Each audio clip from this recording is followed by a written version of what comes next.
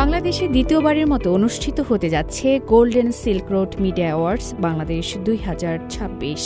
বাংলাদেশের গণমাধ্যমে চীন সম্পর্কিত বস্তুনিষ্ঠ প্রতিবেদন এবং এক্ষেত্রে সাংবাদিকদের অসামান্য অবদানকে স্বীকৃতি দেওয়ার লক্ষ্যে এই আয়োজন করা হচ্ছে। এ উপলক্ষে রোববার রাজধানী ঢাকায় অবস্থিত আপন ফ্রেন্ডশিপ এক্সচেঞ্জ সেন্টারের কার্যালয়ে আয়োজক ও যৌথ আয়োজক হিসেবে বাংলাদেশের প্রথিত যশা সাংবাদিক সংগঠনগুলোর মধ্যে সমঝোতা চুক্তি স্বাক্ষরিত হয়। বাংলাদেশ চায়না আপন মিডিয়া ক্লাব, বাংলাদেশ জাতীয় প্রেস ক্লাব এবং দেশের শীর্ষস্থানীয় 10টি সাংবাদিক সংগঠন যৌথভাবে এই পুরস্কারের আয়োজন করছে। ঢাকাস্থ চীনা দূতাবাসের পৃষ্ঠপোষকতায় এই অ্যাওয়ার্ডের সহ আয়োজক হিসেবে থাকছে Chinese enterprises association in Bangladesh, overseas Chinese association in Bangladesh এবং আপন ফ্রেন্ডশিপ এক্সচেঞ্জ সেন্টার।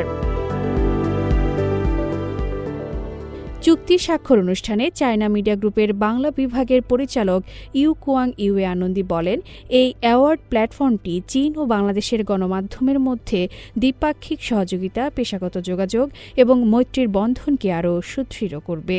এটা আসলে আমাদের পক্ষ থেকে বাংলাদেশের মিডিয়া পার্সনদেরকে একটা উৎসাহ, একটা সুযোগ দেওয়ার ব্যবস্থা করছি। একটা ভালো কাজ, একটা ভালো উদ্দেশ্য নিয়ে আমরা একটা ভালো রিসার্চ দেখতে চাই। এটা ভালো রিসার্চ পেতে সবার সহযোগিতা দরকার, সবার সাপোর্ট দরকার। তো আশা করি 4 বছরের যে গোল্ডেন সিল্ক রোড, সবার প্রচেষ্টার মাধ্যমে আমরা একটা ভালো রিসার্চ পাবো।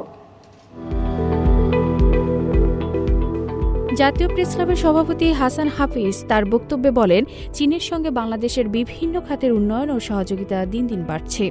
এই অনন্য উদ্যোগটি সাংবাদিকদের আরও মানসম্মত কাজের জন্য উৎসাহিত করবে এবং চীন বাংলাদেশ সম্পর্ক নিয়ে সাধারণ মানুষের মধ্যে সচেতনতা বাড়াতে সাহায্য করবে। অনুষ্ঠানে আয়োজক ও সহযোগী সংগঠনের প্রতিনিধিরা আশা প্রকাশ করেন, এই পুরস্কারের মাধ্যমে দুই দেশের দ্বিপক্ষীয় সম্পর্কের বহুমাত্রিক দিকগুলো আরও জোরালোভাবে গণমাধ্যমে উঠে আসবে। এবছর মোট 4টি প্রধান বিভাগে golden silk road media award প্রদান করা হবে। প্রতিটি বিভাগে বিজয়ীদের জন্য থাকছে আকর্ষণীয় ক্রেস্ট, সার্টিফিকেট ও নগদ অর্থ পুরস্কার।